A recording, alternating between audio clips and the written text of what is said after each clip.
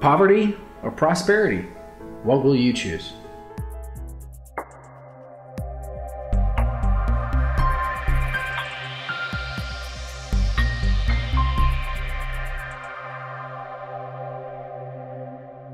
Hey, what's up and welcome everybody to Live to Inspire Network. It's Johnathan Bryant. Extremely excited to come to you and to talk a little bit about choosing poverty or prosperity. Which one? Well, poverty, most of you know, means broke. Living complacent, living in a life of inferior or quality isn't sufficient. It's not enough. And prosperity, it means abundance, wealth, affluence, and the good life.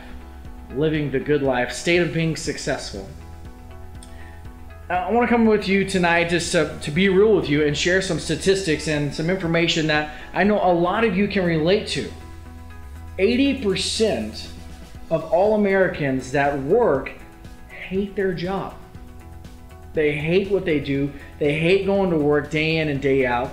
And in fact, don't even want to pull back those covers early in the morning. You'd rather stay in bed.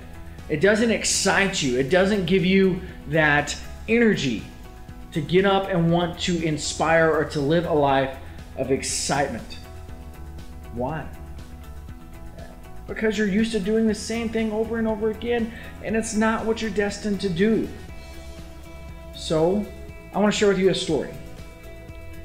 My dad loved the man to death. He has always been a hardworking man. Here in West Texas, that's what you're known for. Sweat, blood, and tears, giving it everything you have. And he's always worked so hard at everything that he does. But he's always just gotten by. 30 years at the same job, trading dollars and hours, punching a card, in and out, doing the same thing over and over again, sacrificing his body, doing something that he's doing just to make a paycheck, only to lose it. The plant shut down, lost everything. 12 years from retirement, has to start all over again. Granted, we had food on our table. Did we live a life of abundance? No. The work ethic that he had could have been used for something so much more valuable. But he never took time to self-examine, to be a self-expert, to know what truly motivated him and inspired him to want to go out and do things different. But that's how he was taught, the traditional way of thinking. Now let's fast forward and look at prosperity. How the average American is starting to realize that there is something better out there for them. In fact, in Forbes magazine just recently, for the first time ever last month, there were more people who quit their job than what there were people who were laid off. Because they're figuring out that there is something else better out there. That they can become an entrepreneur. They can get over that mindset of being in fear. They're seeing everybody else do it. They're going after their goals, their ambitions, 40 years later of living a life of poverty and being scared to fail. Well, that's what people tell you. You'll fail. You won't make it. They don't want to see you prosper. They don't want to see you live a life of prosperity. They'd rather have you be a naysayer with them. You guys all know. You hang out with 5, 6 friends and what happens? You're all bitching about the same thing. Oh, my boss, he sucks. Oh, my job, oh, I can't stand it. Oh, I'm just there just to make a paycheck. Same old stuff every single day. Just playing a victim. That's what you're doing. If you look at every single situation that surrounds you whenever you're talking about those instances with your friends and coworkers, there's one thing that is in common, and that's you. You are the person that is pointing blame to every single situation where you could, in turn, be the victor, and to choose prosperity, to walk away from that and to know that you're going to do whatever it takes to be successful.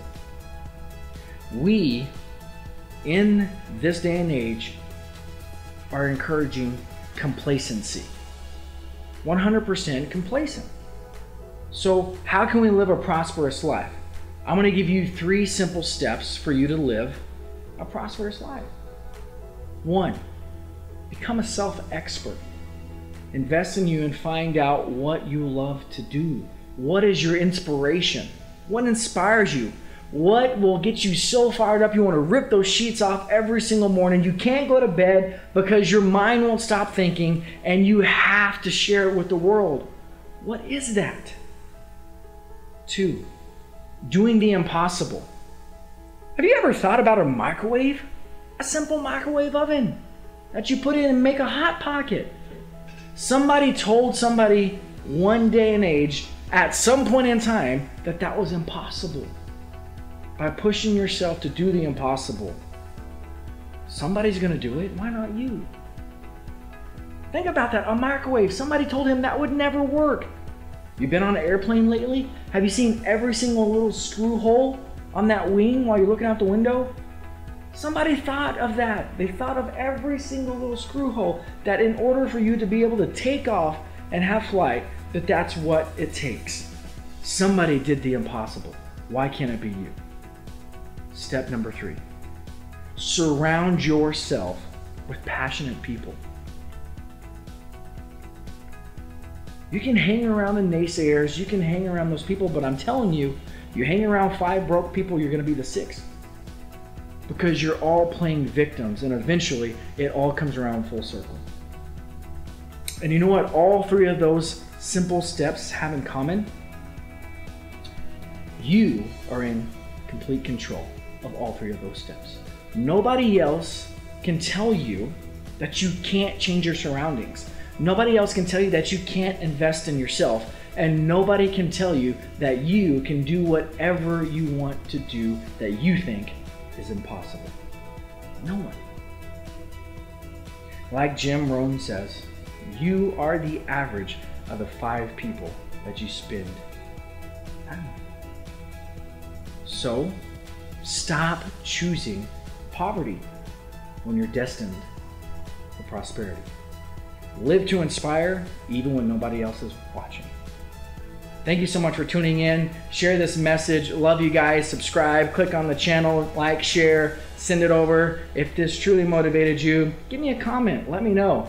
Thanks, guys. Until next time. Peace out.